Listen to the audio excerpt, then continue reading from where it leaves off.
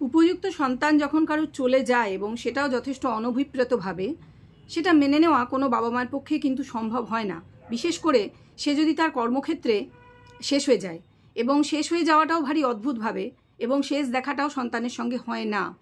এরকমই কিছু ঘটনা ঘটেছিল আজ থেকে 4 মাস আগে আরজিকর হসপিটালে। অবাক হয়ে গিয়েছিলাম, সকালবেলা সংবাদটা নিউজ পেপারেই পড়েছিলাম। খুব অবাক লেগেছিল যে কিভাবে সম্ভব। কোনো ডাক্তার, তখনও পুরো ঘটনা জানতে পারিনি, তো কোনো ডাক্তার তার নিজের কর্মক্ষেত্রে তাকে এরকম সেমিনার হলে পাওয়া গিয়েছে, শোনা যাচ্ছে। প্রথমটা যেমন শোনা গেছিল যে তিনি নিজেকে শেষ করে দিয়েছেন, সেটাই তার বাবা মাকেও বলা হয়েছিল। হসপিটালের ডেপুটি সুপারকে দিয়ে কেউ বা কারা ফোন করিয়েছিল। পরবর্তীকালে জানা গেছে হয়তো যে প্রাক্তন অধ্যক্ষ সন্দীপ ঘোষই এটা করিয়েছিলেন, সেটা এখনও শিওর নই আমরা। প্রকৃত ঘটনা হয়তো এখনও সামনে সেভাবে আসেনি। কথাটা হচ্ছে এই যে উপযুক্ত সন্তান চলে যাওয়ার পর সেই বাবা মা নিজেকে যে ধরে রাখা, মানসিক স্থিতিশীলতা ধরে রাখা, সেটা কি সম্ভব? আমরা যারা বাবা মা তারা কিন্তু বুঝতে পারি যে সেটা অসম্ভব, বিশেষ করে এই রকম কোনো ক্ষেত্রে। অনেকগুলি কথা আজকে বলতে চাইবো আমার এই প্রতিবেদনে। তার আগে বলে নিই নমস্কার। ওয়ার্ল্ড অফ দোলায় সকল দর্শক বন্ধুকে স্বাগত জানাই। আশা করছি সকলেই ভালো রয়েছেন। তবে যা ঘটনা প্রবাহ চারিদিকে ঘটছে, ভালো থাকা আমাদের পক্ষে কতদিন সম্ভব সেটা বোঝা যাচ্ছে না। একটা সময় আমরা খুবই বিচলিত হয়ে পড়েছিলাম 4 মাস আগে যখন ঘটনাটি আমাদের সামনে এসেছিল, এবং তারপর মানে 4 দিনের মাথায় অনেক কিছু শোনা গেল যে এভিডেন্স ট্যাম্পারিং হয়েছে, অনেক দোষ, প্রশাসনের ওপর দোষ এলো, অনেক ঘটনা পরপর ঘটে গেল কয়েক ঘন্টার মধ্যে, বেশ কিছু ঘন্টার মধ্যে।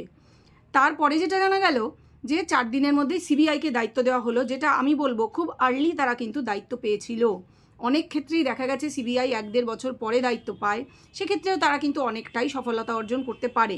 আমি অন্যান্য কেসের কথা বলছি, এক্ষেত্রে এই কেসটির ক্ষেত্রে দেখা গেল তারা মাত্র 4 দিনের মধ্যে কেসটি হাতে পেয়েও কিছুই করতে পারলো না। হ্যাঁ দর্শক বন্ধুরা, প্রকৃতপক্ষে তারা কিছুই করতে পারলো না। কিন্তু এটা কেন সেটা বুঝতে গেলে অনেক কিছু পয়েন্ট বলবো, সেগুলো নিয়ে আলোচনা করতে হবে। তার প্রথম পয়েন্টটা হচ্ছে যে এই যে সিএফএসএল রিপোর্ট, যেটা গত 2-3 দিন আগে হাতে এসে পৌঁছেছে, মানে প্রকাশ্যে এসেছে, এবং সেই যে রিপোর্ট সেটা সম্পূর্ণভাবে সিবিআই যে এনকোয়ারি যেটা তারা বলছে শেষ হয়ে গিয়েছে, এবং তারা চার্জশিট, সাপ্লিমেন্টারি চার্জশিট তারা জমা দিয়েছে। হয়তো তারা আরও সাপ্লিমেন্টারি চার্জশিট জমা দেবে, কিন্তু কত সময় তারা নেবে কোনো স্থির নিশ্চিন্ততা নেই। এবং তারা যে তদন্ত করেছে তার থেকে যে আউটকাম যেটাকে বলে, যে কি বেরিয়ে এসেছে, সেটারও আমরা এমন কিছু দেখতে পাচ্ছি না যেটা খুব আশাব্যঞ্জক। এই নিয়ে আমি আগে 2টো ভিডিও করেছি, যারা দেখেননি তারা দেখে নেবেন। আর এই ভিডিওটাতে আমি যেটা বলতে চাইবো সেটা আরও হয়তো ভয়ঙ্কর কিছু তথ্য দিতে চলেছি। তো আমি বলবো পুরো ভিডিওটা মনোযোগ দিয়ে সবাই দেখুন, তাহলে ফলো করতে পারবেন যে ঠিক কী নিয়ে আলোচনা করতে চলেছি। আমার প্রথম পয়েন্ট হচ্ছে এই যে সিএফএসএল রিপোর্টে বলা হচ্ছে যে seminar hall place of occurrence নয়। ভালো কথা, অথচ গত 4 মাস আগে যখন সিবিআই হাতে পায় কেসটা, 14ই আগস্ট তারা যায় সেখানে, তারা সমস্ত 3D ম্যাপিং হোক বা যে তদন্ত, যা তদন্ত প্রক্রিয়া মানে সমস্ত কিছু করে, তারপর তারা কিন্তু রিপোর্ট পেশ করে, তাই তো? এবং তারা তদন্ত শুরু করে। কিসের ভিত্তিতে তদন্ত? যে লোকটি, মানে যে সিভিক ভলান্টিয়ার সঞ্জয় রায় ধরা পড়েছিল, সে রয়েছে এখনও কাস্টডিতে রয়েছে, তাদেরই কাস্টডিতে রয়েছে, এবং বলা হচ্ছে যে এই লোকটি একাই সবটা ঘটিয়েছিল। যদিও অনেক এভিডেন্স সামনে এসেছিল বিভিন্ন চ্যানেলের থ্রু, ইলেকট্রনিক মিডিয়া হোক বা যে কোনো প্রিন্ট মিডিয়া হোক, আমরা কিন্তু জানতে পেরেছি যে একা কোনো মানুষের পক্ষে এই ধরনের যে হিনিয়াস ক্রাইম করা অসম্ভব। এবং ডক্টররা যে পোস্টমর্টেম রিপোর্ট দিয়েছেন তাতেও কিন্তু যে সমস্ত আঘাতের কথা শোনা গিয়েছিল, মেয়েটির আভ্যন্তরীণ এবং বাইরে শরীরে যে আঘাতগুলির কথা, যে ভয়ঙ্কর আঘাত, সেটাও কিন্তু কোনো একজন মানুষের পক্ষে সম্ভব ছিল না। যদিও সিসিটিভিতে এই একটি লোককেই দেখা গিয়েছিল, সে ভোর রাত্রে ঢুকছে ওই রুমে এবং সে কিছুক্ষণ পর বেরিয়ে আসছে, এবং তার ভিত্তিতে একে ধরা হয়েছিল, এবং সে খুব সহজেই আমি বলবো ধরাও পড়েছিল। যাই হোক, সেটা অবশ্যই কলকাতা পুলিশের কৃতিত্ব ধরেছিল। কিন্তু তারপরে 4 মাস ধরে প্রচুর তদন্ত করার পরে এটা ধরে নিয়ে যে place of occurrence seminar room, এটা ধরে নিয়ে, যদিও তেমন কোনো প্রমাণ কিন্তু পাওয়া যায়নি, সব কিছুই খুব সাজানো ছিল, তা সত্ত্বেও তারা ধরে নিল এবং তারা কিন্তু তদন্ত প্রক্রিয়া শুরু করেছিল এবং চালিয়ে গেছিল। অথচ গতকাল বা পরশু আমি যে জুনিয়র ডাক্তারদের যে আন্দোলনের মুখ ছিলেন ডক্টর অনিকেত মাহাতো, ওনার একটা সাক্ষাৎকার দেখছিলাম, সেখানে উনি বলছেন যে 14ই আগস্ট তদন্ত করে যাওয়ার পর তারা যে রিপোর্ট দেয়, তারপরে কিন্তু মানে এই যে সিএফএসএল থেকে যে রিপোর্ট আসছে তার সম্পূর্ণ কন্ট্রাডিকশন আমরা সিবিআই এর রিপোর্টে দেখতে পাচ্ছি। তারা প্লেস অফ অকারেন্স ধরে নিয়েছিল যে সেমিনার রুম, অথচ সিএফএসএল বলছে সেমিনার রুমে কিছু ঘটনা ঘটেইনি, সেখানে বডিটা এনে জাস্ট রেখে দেওয়া হয়েছিল। তাহলে একটা আর একটাকে সম্পূর্ণভাবে কন্ট্রাডিক্ট করছে। তাহলে প্রশ্ন যে তাহলে এই যে রিপোর্টটা আজকে আমাদের সামনে আসছে, প্রকাশ্যে আসছে, এই রিপোর্টটা কিন্তু সিবিআই এর কাছে সেপ্টেম্বর মাসেই জমা পড়েছিল। তারা কিন্তু তখনই তদন্ত প্রক্রিয়া চালিয়ে গেছিল সেমিনার রুমকে প্লেস অফ অকারেন্স ধরে নিয়ে। খুব মনোযোগ দিয়ে এই পয়েন্টটা আপনারা নোট করুন যে place of occurrence seminar room তারা কেন ধরছে। তাদের কাছে তো রিপোর্টটা সেপ্টেম্বরে পৌঁছেছিল, আমাদের কাছে সেটা ডিসেম্বরে আসলেই বা। তারা সেপ্টেম্বরে যখন জানতেই পারছে যে প্লেস অফ অকারেন্স প্রমাণিত যে সেমিনার রুম নয়, তাহলে কি পারপাসলি সেমিনার রুমকে ধরে নিয়ে তদন্তকে ভুল পথে চালিত করা হয়েছে? এটা বলা ছাড়া আর কোনো কিন্তু রাস্তা থাকছে না। কারণটাই হচ্ছে তারা জেনেছিল, অলরেডি তারা জেনে গেছে যে place of occurrence seminar room নয়, তা সত্ত্বেও এবং তারা আরেকটি রুমের সন্ধান পেয়েছে যেটা কিনা 8 তলায় অর্থোপেডিক যে ওটি তার ঠিক উল্টো দিকে যে রুমটা, যেটা অর্থোস্কোপিক রুম বলে পরিচিত, যেখানে কিছু সাধারণ পরীক্ষা নিরীক্ষা করা হয় এই মানে অর্থ সম্পর্কে, কিন্তু সেটা কোনো সার্জারি রুম নয়। এবং এই রুমটিকে কিন্তু এতদিন তালাবন্ধ করে রাখা হয়েছিল, এটা নিয়েও আমি কথা বলবো এই ভিডিওতেই। কথাটা হচ্ছে যে 8 তলায় সেই রুমের সন্ধান পেয়ে সেই রুমটি সিল করে দেয় কিন্তু সিবিআই, এবং সেটাও কিন্তু সেই তখনই সেপ্টেম্বর মাসে যখন তদন্তটা তারা এইখানে শুরু করেছিল। এই প্রসঙ্গে আরও কিছু কথা আছে, আমরা দেখেছিলাম এবং অনেক ভিডিওতে দেখেছিলাম, শুনেছিলাম, অনেক ইলেকট্রনিক মিডিয়া, প্রিন্ট মিডিয়ায় নিউজগুলো রোজ আসছিল। কি নিউজ? যে এই যে তদন্ত চলছে সিবিআই থেকে, তারা বারবার করে যে সিঁড়ি দিয়ে উঠছে, পাশেই যে সেমিনার রুমের পাশে যে লিফট আছে সেটা দিয়ে তারা নেমে উঠে দেখছে, এবং ওই রাত্রে ওই লিফট চলেছিল, যে লিফটটা চলে না, যে লিফটটা সাধারণত চলে না, এগুলো আপনারা নিশ্চয়ই ভুলে যাননি যে সেই লিফট চলেছিল সেই রাতে, এই প্রমাণ তারা পেয়েছিল। সেই প্রমাণগুলো নিয়ে কোনো তদন্ত আর হয়নি। তারা কেন বলে দিল যে না ওগুলো কিছুই না, শুধু এই লোকটি করেছিল কাজটা, যেটা ঠিক সেই সময় কলকাতা পুলিশই বলেছিল। তাহলে 4 মাস ধরে এরা কি তদন্ত করলো? এবং সবচেয়ে বড় যে ভাইটাল পয়েন্ট, যে একটা প্লেস অফ অকারেন্স যে ভুল, সেটা জেনেও সিএফএসএল রিপোর্ট তাদের কাছে তখনই ছিল, তাহলে সেটা জেনেও তারা কেন এইভাবে যে ভুল, যে রং প্লেস অফ অকারেন্সটাকে বেস করে চালিয়ে গেল তদন্ত? এটা কিন্তু ভাববার বিষয়। যে আজকে তারা বলছে যে নতুন করে আর কিছু করার নেই, তারা চার্জশিট যা দিয়েছে এই লোকটি দোষী বলে তারা তাদের রিপোর্ট জমা করে দিল, এবং তারা তদন্ত শেষ বলেই মোটামুটি বলে দিয়েছে যে আর কিছু করার নেই। কিন্তু তাহলে দাঁড়ালো কি? যে এই যে দুটো রিপোর্ট একটা আর একটার কন্ট্রাডিক্ট করছে, এটা কিভাবে মেনে নেওয়া সম্ভব? এটা কি মেনে নেওয়া উচিত? এটাই হচ্ছে মানে একটা সাদা মনে কাদা, মানে কোনো কাদা নেই, সাদা মনে প্রশ্ন, সহজ সরল প্রশ্ন, যে তাহলে এইভাবে তদন্তটা করা হয়েছে কেন? বড় প্রশ্ন, যে কোনো কিছু কি আড়াল করার চেষ্টা হচ্ছে? কিন্তু কেন আড়াল করার চেষ্টা কেন হবে? সিবিআইকে 4 দিনের মধ্যে দায়িত্বটা দেওয়া হয়েছিল তো এটার জন্য যে তারা অনেক বেশি যোগ্য, তারা নিশ্চয়ই এই কেসটা সমাধান করতে পারবে। এবং এত সেন্সিটিভ একটা ব্যাপার, যেখানে বাবা মা তাদের আর কোনো সন্তান নেই, তারা দুয়ারে দুয়ারে আজকে ঘুরছেন বিচারের আশায়, অথচ তারা 4 মাস অপেক্ষা করলেন, ডিপেন্ড করলেন যে মানে হ্যাঁ এরা পারবে, এদের ওপর আমরা ভরসা রাখছি, সর্বোচ্চ ন্যায়ালয় সবার ওপর আমরা ভরসা রাখছি, ওনারা কিন্তু বারবার বলেছেন। কিন্তু তাহলে 4 মাস পর তারা হাতে কি পেলেন? যে শূন্য হাতে ছিল সেই শূন্যই আবার তারা হাতে পেলেন, মানে এটা কিভাবে সম্ভব? প্লেস অফ অকারেন্সটা রং জানার পরেও সেটাকে বেস করে কেন তদন্ত চালানো হলো? আমার মূল প্রশ্ন এটাই। এবার যে প্রশ্নটা করব সেটা হচ্ছে, যদি place of occurrence seminar room নয়, যেটা বলে দিয়েছে মানে সিএফএসএল রিপোর্ট থেকে যেটা পরিষ্কার, তাহলে প্রশ্ন যে ঘটনাটা তো কোথাও ঘটেছিল, এটা তো আমরা মেনে নিতে পারি না যে না না এরকম কোনো ঘটনা ঘটেইনি, ওগুলো আমাদের মনের ভুল।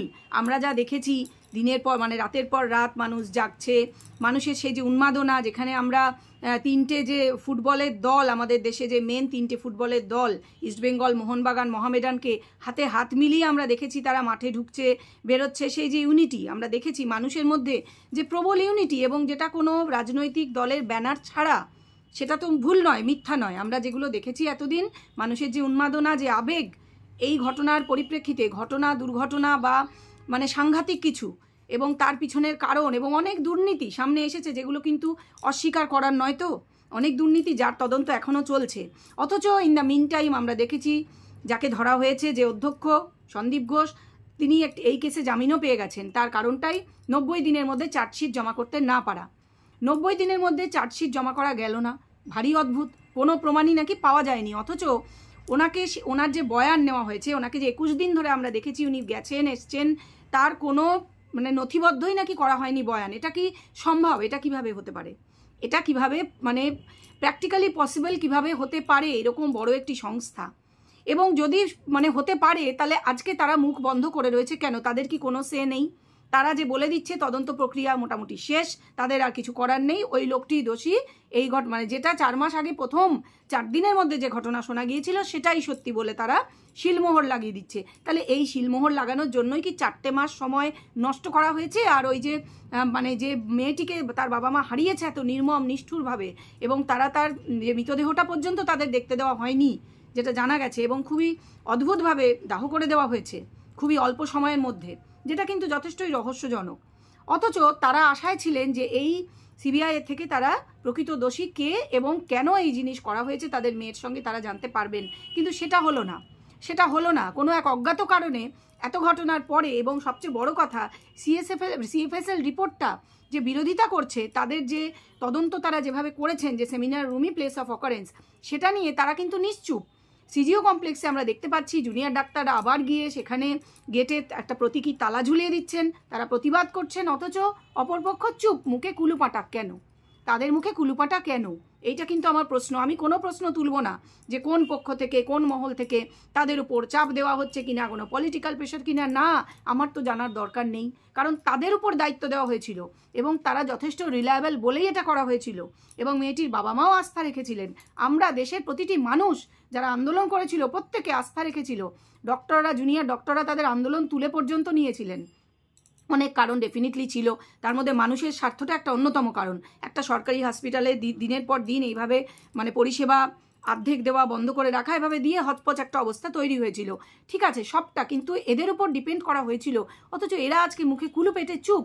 তারা কেন এই প্রশ্নের উত্তর দিচ্ছেন না যে সিএফএসএল রিপোর্ট তাদের কাছে সেপ্টেম্বর মাসে এসে পৌঁছানোর, তারা জানতেন পৌঁছানোর সময় যে place of occurrence seminar room নয়, তাহলে seminar room place of occurrence ধরে নিয়ে তারা কেন এই 4 মাস ধরে সবাইকে অন্ধকারে রেখে তদন্ত চালিয়ে গিয়ে আজকে বলছেন যে ওই একা সঞ্জয় রায় দোষী? এই উত্তর তো তাদের দিতে হবে, তারা কেন দেবেন না? জনগণের দরবারে এই উত্তর দেওয়াটা তাদের কর্তব্য কি কর্তব্য নয়, এই প্রশ্নটা আমার রইল। কোনো প্রেশার আছে কিনা, কোনো পলিটিক্যাল সেটিং আছে কিনা, এই প্রশ্নগুলো আমি সাধারণ একজন দর্শক বা মানুষ হিসেবে আমি কিন্তু এই প্রশ্নটা করছি না।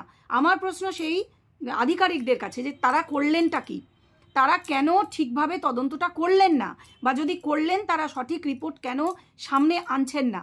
কিসের ভয়ে, কিসের চাপে? এটা তো তারা জবাবদিহি করতে বাধ্য। জনগণ যারা এতটা আবেগ দিয়ে অপেক্ষা করলো এতদিন, তাদের কাছ থেকে একটা সুফল লাভের আশায়, সেই শেষ পর্যন্ত 4 মাস পরে আমরা দেখলাম যে মেয়েটা কোনো বিচার পেল না। এবং এই ঘটনাটা কিন্তু শুধু এটুকুতেই থেমে যায় না। এই যে মেয়েটি বিচার পেল না, এতে করে যারা প্রকৃত অপরাধী, ঘটনাটা তো মিথ্যে নয়, প্রকৃত অপরাধীরা কিন্তু প্রকাশ্যে ঘুরে হয়তো বেড়াচ্ছে। হয়তো এই লোকটি একা করেনি, কারণ একা যে করা সম্ভব না। আমরা দেখেছি আমাদের যে প্রাক্তন যে অ্যাডিশনাল ডিরেক্টর বোধহয় ছিলেন সিবিআইয়ের, যে উপেন বিশ্বাস, তিনি বলছেন যে এটা সম্ভব না। এরকম অনেক জায়গা থেকে জানা গেছে যে 4টি ছেলে মেয়ে সেদিন রাত্রে ডিউটিতে ছিল মেয়েটির সঙ্গে, তাদের 4 রকম বয়ান শোনা গেছে, যেগুলির কোনটি সত্য কোনটা মিথ্যা খুব ভালো করে পর্যালোচনার প্রয়োজন আছে। অথচ কোথায় সেগুলো হচ্ছে? ঘটনাটিকে এইভাবে ধামাচাপা দেওয়ার চেষ্টা কেন হবে? এটা করলে যেটা হবে, মেয়েটি তো পেল না, মেয়েটি তো বিচার পাচ্ছে না, এটা তো আমরা দেখলাম। মেয়েটির বাবা মা আবার হাইকোর্টে আপিল করেছেন, এবং আমার একটি কথা এর আগের ভিডিওতে বলতে ভুল হয়েছিল, আমার কাছে সঠিক ইনফরমেশন ছিল না। আমার দর্শকবৃন্দ আমাকে অনেকে খুব সুন্দর করে তারা যে ইনফরমেশনটা দিয়েছেন যে আপিলটা ক্যান্সেল হয়নি, যেহেতু এটা সুপ্রিম কোর্টের বিচারাধীন একটি বিষয়, তারা মনিটর করছেন, সেই জন্য ডিভিশন বেঞ্চ হাইকোর্টে এটাকে দেখছিল কেসটাকে, এবং সেই কারণে আবার নতুন করে আপিল করতে গেলে সুপ্রিম কোর্টের কাছে জানুয়ারির বোধহয় 15 তারিখের মধ্যে একটা পারমিশন করিয়ে আনতে হবে, তবে সিঙ্গেল বেঞ্চ এটা নিয়ে আবার মনিটর করতে পারবেন বা কেসটা শুনবেন। এইটুকু আমার বলতে ভুল হয়েছিল, তার জন্য আমি ক্ষমা প্রার্থী দর্শকের কাছে। কথাটা হচ্ছে যে এই ঘটনাটির যে তালে মানে এখন রেজাল্টটা দাঁড়ালো কি, যে মেয়েটি তো বিচার আপাতত এখন অবধি পেল না, যেটা পাওয়া উচিত ছিল। যে আসল ঘটনা হয়েছিল কি, অপরাধী কে এবং সেই অপরাধীরা কিন্তু হয়তো অপরাধী বা অপরাধীরা হয়তো প্রকাশ্যে ঘুরে বেড়াচ্ছে, এবং তারা এই ধামাচাপা পড়ে যাওয়ার ফলে যে যদি মিথ্যা হয় সব কিছু, তাহলে কিন্তু তারা নিশ্চিন্তে বুক ফুলিয়ে শুধু ঘুরবে না, তারা আরও এই ধরনের অপরাধ করার সাহস পেয়ে যাবে। এবং আমাদের দেশে কিন্তু মেডিকেল কলেজ প্রচুর আছে, শুধু মেডিকেল কলেজ নয়, যে কোনো মানুষের কর্মক্ষেত্রে এই ধরনের বা এই এই ধরনেরই বলবো ঘটনা যদি ঘটে কোনো মেয়ের সঙ্গে হোক বা কোনো ছেলের সঙ্গে, সেটা একেবারেই অভিপ্রেত নয়, কিন্তু এই ধরনের খুনি মানুষরা তো সাহস পেয়ে যাচ্ছে। এই ধরনের ঘটনা যে আরও ঘটবে না এই গ্যারান্টি কে দিচ্ছে? এই প্রসঙ্গে বলি যে পাহারার কথা শোনা গেছিল, তাহলে যদি পাহারাদারি করা হচ্ছে, যদি সঠিকভাবে পোস্টিং করা হয়েছে কেন্দ্রীয় বাহিনী ইত্যাদি আমরা শুনেছি, আমি জানি না এই মুহূর্তে সেই পাহারা রয়েছে কি না। এই আরজিকর যে হসপিটাল তারই 8 তলার যে ঘরটি, এই যে বললাম অর্থোপেডিক ওটি, যেখানে শোনা যেত যে সন্দীপ ঘোষ নিজেই ওটি করতেন, তার উল্টো দিকে যে ঘর, সেখানে কোনো সার্জিক্যাল গ্লাভস বা রক্তমাখা যে সার্জিক্যাল ওই কি বলে কাঁচি, এগুলো পাওয়া যাওয়ার কথা নয়। কিন্তু যখন তদন্ত করছিল সেপ্টেম্বর মাসে সিবিআই, পাওয়া গেছিল এবং তারা ঘরটি সিল করে। পরবর্তীকালে কোনো তদন্ত তারা করেনি, এই ঘর নিয়ে সিল করা অবস্থায় পড়েছিল এবং গত পরশুদিন সেই ঘরের তালা কিন্তু ভাঙা অবস্থায় দেখা যাচ্ছে। এরকম অনেক ছবি ভিডিও কিন্তু ভেসে বেড়াচ্ছে যে সোশ্যাল মিডিয়াতে আমরা দেখতে পাচ্ছি, ইলেকট্রনিক মিডিয়াগুলো দেখাচ্ছে এবং আমরা নিউজ প্রিন্টেও নিউজ পেপারেও দেখেছি। কথা হচ্ছে তালা ভাঙলো কে? তালাটা ভাঙলো কে? যদি পাহারা উপযুক্ত থাকতো তালাটা কেউ ভাঙতে পারতো না। তালা ভাঙার পরে ভিতরে কেউ ঢুকেছে কিনা বোঝা যাচ্ছে না, ভিতরে কোনো এভিডেন্স ছিল কিনা, ট্যাম্পারিং হয়েছে কিনা বোঝা যাচ্ছে না। হয়তো শেষ কিছু এভিডেন্স পাওয়া যেত, তদন্ত হয়তো করা যেতে পারতো, কিন্তু করা হয়নি। কেন? কিসের জন্য তদন্ত করা হয়নি? এইখানে তো রক্তমাখা গ্লাভস এগুলো থাকার কথা নয়। তালা ভাঙা হচ্ছে পাহারা থাকা অবস্থায়, এটাই তো খুব আশ্চর্যের কথা। তালাটা ভাঙা হবে কেন? তাহলে কি প্লেস অফ অকারেন্স এখানে ছিল? এটা তো প্রশ্ন উঠবেই এবার, যে তালা যেহেতু ভাঙা অবস্থায় পাওয়া গেছে, ভেতরে কিছু ট্যাম্পারিং হয়েছে কিনা বোঝা যাচ্ছে না এবং আরও ফার্দার তদন্ত হওয়া তো নিশ্চয়ই প্রয়োজন। হচ্ছে কোথায় এবং হবে এই নিশ্চিন্ততাও কিন্তু আমাদেরকে কেউ দিচ্ছে না। তাহলে আমরা যারা জনগণ, যারা এই সর্বোচ্চ এই যে সংস্থাগুলি, কেন্দ্রীয় যে তদন্তকারী সংস্থা, যাদের উপর ভরসা করে এতদিন সকলেই ছিলাম, তারা আমাদের হাতে কি তুলে দিল? অশ্বডিম্ব। তাহলে বিচারের আশায় মানুষ যাবে কোথায়? সাধারণ মানুষের সঙ্গে কোনো অপরাধ ঘটলে মানুষ বিচারের আশায় যাবে কোথায়? এবং এরা যে রিপোর্ট দিচ্ছে তার ভিত্তিতেই কিন্তু সুপ্রিম কোর্টের অবজারভেশন চলছে। তাহলে কথা হচ্ছে বিচারের আশা মানুষ কার কাছে করবে? মানুষ তো নিজের হাতে আইন তুলে নিতে পারে না, সেটা কখনো উচিত নয়। আমাদের যে ভারতবর্ষের ডেমোক্রেসি, লার্জেস্ট ডেমোক্রেসি পৃথিবীর মধ্যে বলা হয়, অথচ সেখানে আমরা সম্পূর্ণ আস্থা রাখি বিচারালয়ের ওপর, যে উচ্চতম বিচারালয়ের ওপর, এবং যে আমরা বিশ্বাস করি যে কেন্দ্রীয় গোয়েন্দা সংস্থা এরা সঠিকভাবে তদন্ত করে বিচার করবে এবং আমরা জানি এরা কিন্তু কেপেবল। অথচ কেন হচ্ছে না? কেন? এই প্রশ্ন কিন্তু আমাদের মনে ঘুরপাক খাচ্ছে। এবং এরা চুপ কেন? এরা কেন কোনো সদুত্তর দিচ্ছে না এই বিষয়ে? এরা চুপ কেন রয়েছে? এই প্রশ্ন কিন্তু আমাদের মনে ওঠা স্বাভাবিক। আপনারা কি বলেন? কমেন্ট বক্সে অবশ্য করেই জানাবেন। চলুন এখন তাহলে এই ভিডিওটা এই পর্যন্ত থাক। পরবর্তীকালে হয়তো আরও ভিডিও নিয়ে আসবো। এই ধরনের প্রশ্ন যদি ওঠে তাহলে ভিডিও আনতে হবে, এটা আশা রাখবো যে সঙ্গে থাকবেন সবাই। নমস্কার।